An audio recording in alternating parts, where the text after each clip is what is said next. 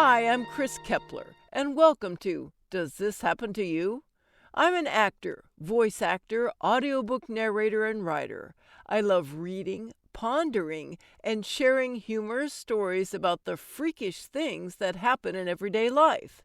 That's why this podcast features funny stories from fantastic writers about our daily aberrations, a micro-audio book about life and befuddlement just for you.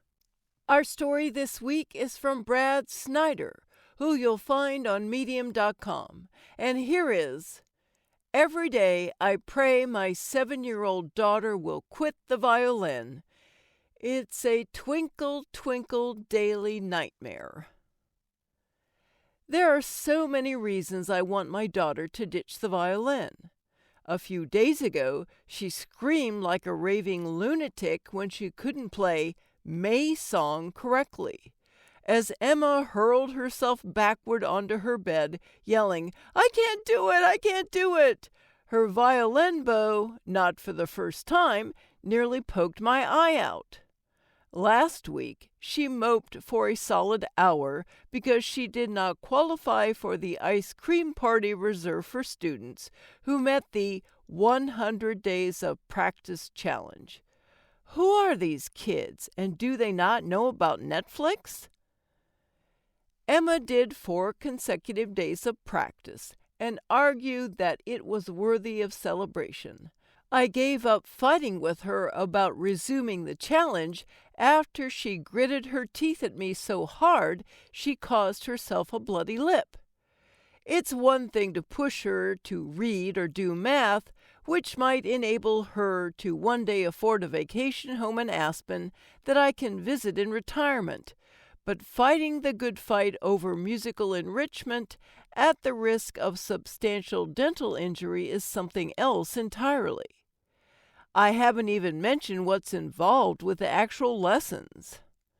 I rush to leave work early each Monday to arrive for our 5:15 p.m. start time. The Suzuki method, I did not research this enough, parents, positions me as a learner alongside my daughter. I force a wide grin as the teacher asks whether I've followed the critical move from the D string to the A string. I haven't, not at all, but I am going to say yes. I nod vigorously as the teacher emphasizes that my daughter's pinky finger needs to be curved just so, or else her violin, maybe even my daughter herself, will explode. My other role in these lessons is to record them with my iPhone.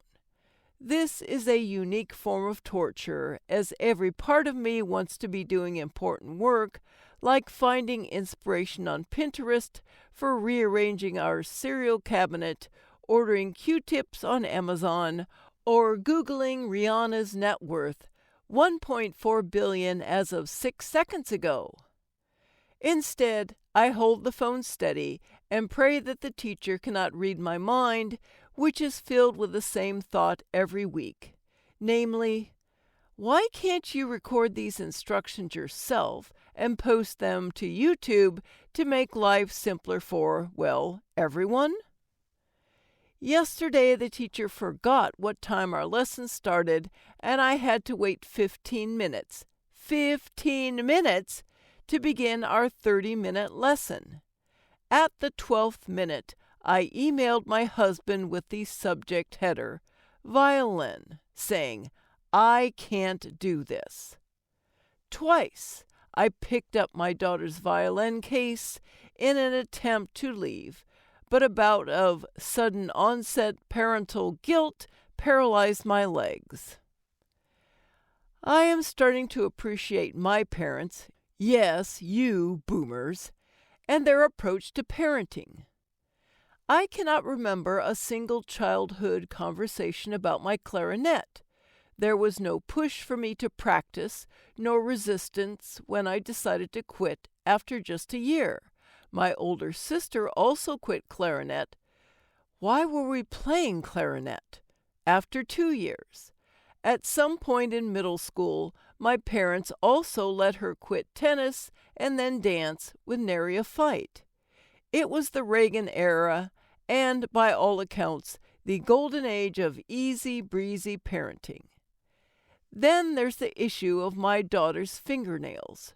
For weeks, our teacher has explained how much easier it would be for Emma to play if we just cut her nails.